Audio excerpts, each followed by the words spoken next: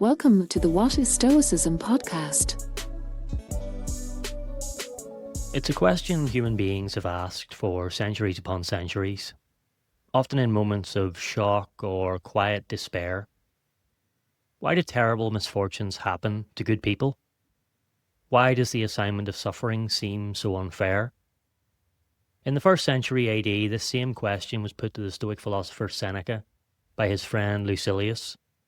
Seneca's response was not brief or dismissive. He devoted an entire essay on Providence to addressing why nature appears to distribute hardship to people who seem least deserving of it.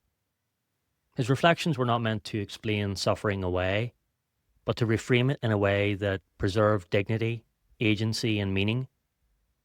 Seneca's perspectives still offer reassurance today, especially in those moments when we're tempted to look skyward and ask the universe, why me? According to him, the apparent injustice of misfortune dissolves once we understand what hardship is actually for. One of Seneca's central claims is that unbroken good fortune weakens us. Those who experience perpetual prosperity, he argues, can't withstand even a single blow from fate.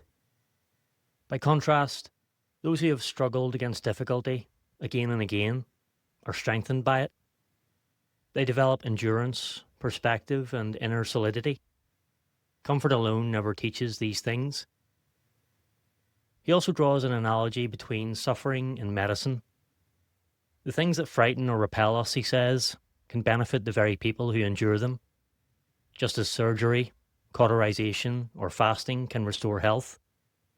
These interventions are unpleasant, even painful, but they serve a higher purpose. In the same way, misfortune can operate as a form of moral treatment. Another justification Seneca offers is self-knowledge. It's only when we're tested that we discover what we're capable of. Until we're stretched, pressured, or challenged, our strengths remain theoretical. Difficulty reveals character. It shows us not only where we falter, but also where we are stronger than we imagined. Seneca is also keen to dispel the illusion that anyone escapes hardship entirely. No one, he insists, has been exempted. Those who seem to have enjoyed long periods of happiness will receive their share eventually. Those who appear to have been spared suffering have merely been granted a delay.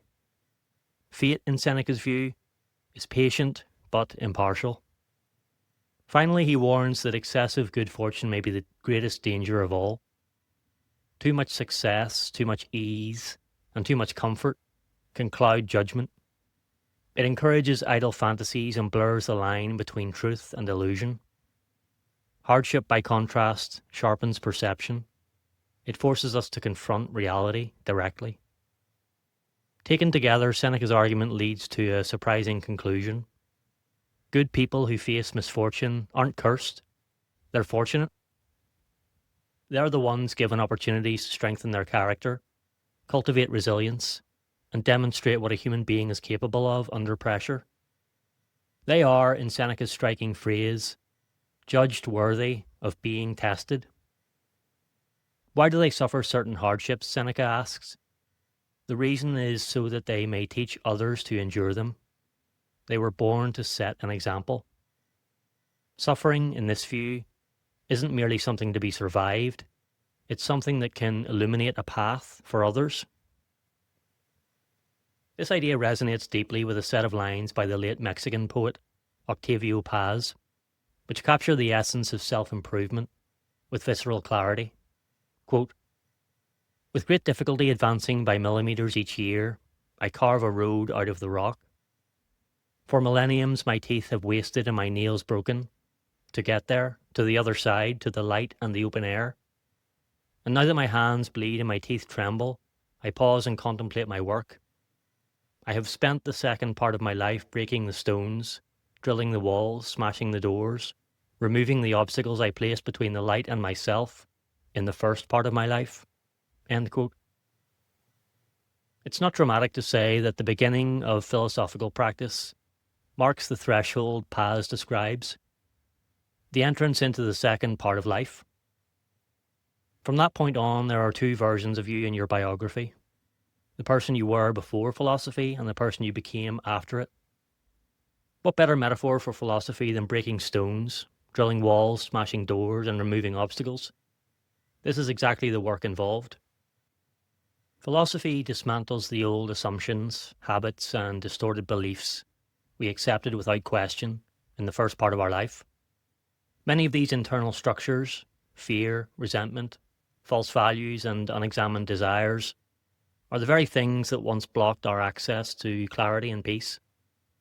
What Paz calls the light, the Stoics would call eudaimonia, well-being, fulfillment, and human flourishing. It's the good life, not one defined by comfort or luck, but by the possession and practice of virtue. Wisdom, justice, temperance, and courage aren't abstract ideals here. They're the tools we use to keep carving forward when the rock is hard and our hands are bleeding. Seen this way, misfortune is not a detour from the philosophical path. It is the path. Hardship becomes the stone that must be shaped, the wall that must be drilled through. And with each blow, we remove another obstacle we once placed between ourselves and the open air. So if progress feels slow, if it seems like you're advancing only by millimeters, remember that this is still progress. Keep carving your road. Keep breaking what no longer serves you.